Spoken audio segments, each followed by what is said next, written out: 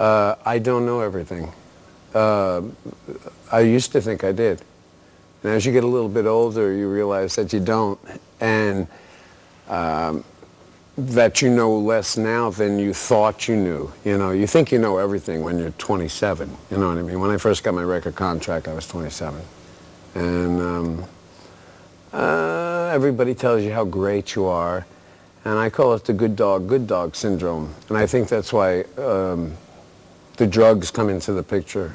And I think that's why the self-abuse comes into the picture, because I sit in front of anywhere from 1,000 to 5,000 people a night, and I get good boy. And then all of a sudden, everybody goes home, and I'm in a room all alone with smelly wine bottles and empty beer cans, and everybody's gone, and I feel very, very empty and very alone, very alone.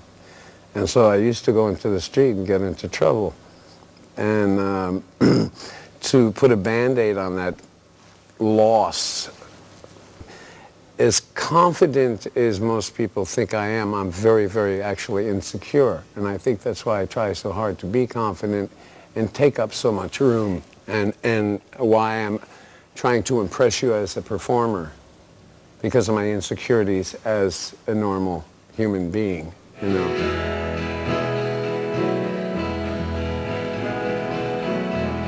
Now I got a song to sing, and it won't take long.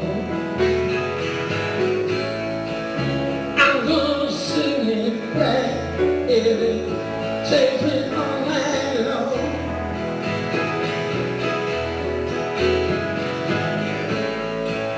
Lord and me, did we share sugar?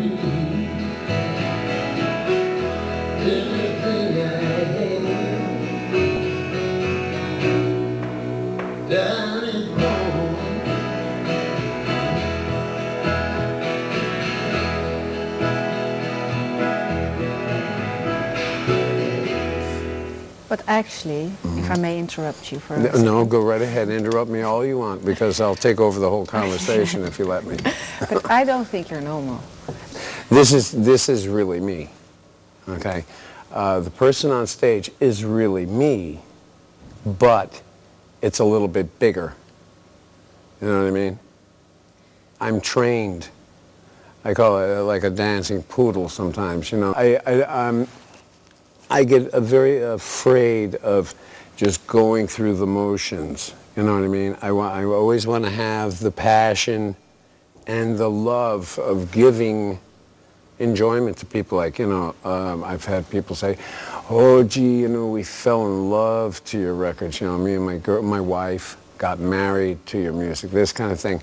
The money can't pay for, you know, can't give you that. It's a much more fulfilling feeling to feel that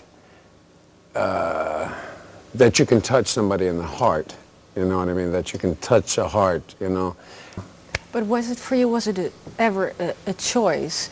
Now I will live my life differently from other people because I will be an artist. Is it a choice at 27 or 25 or 18 maybe? I don't know. Well, I didn't realize that what I was getting into, really. Yeah. I had no idea. I just knew that, I mean, I know I'm different than a lot of people. I know. And that's why I think I'm also a little bit more comfortable in my skin, you know, than I used to be. I used to be a lot more, you know, I'd come on too strong. My head was a little too big, too pumped up. I think that's what killed somebody like Herman Brood.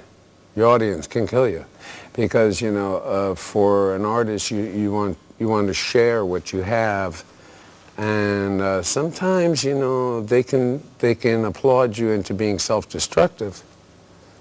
You know, applaud you into, and you'll go along with it because you'll do anything to please them, even kill yourself.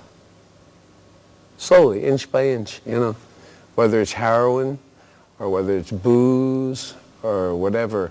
So you got to really be careful. It's a thin line. You know, it's a very, very thin line.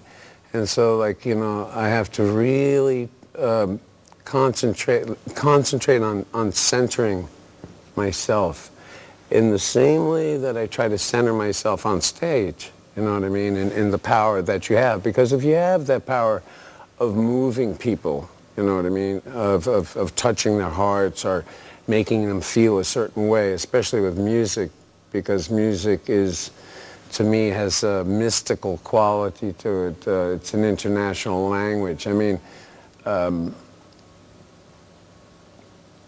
you know, it's like, what does wop bop loo bop lop bam boom really mean? You know, it's really nonsense, but you like the feeling of it, you know what I mean? And that's what always attracted me to music, was the feeling. I get off,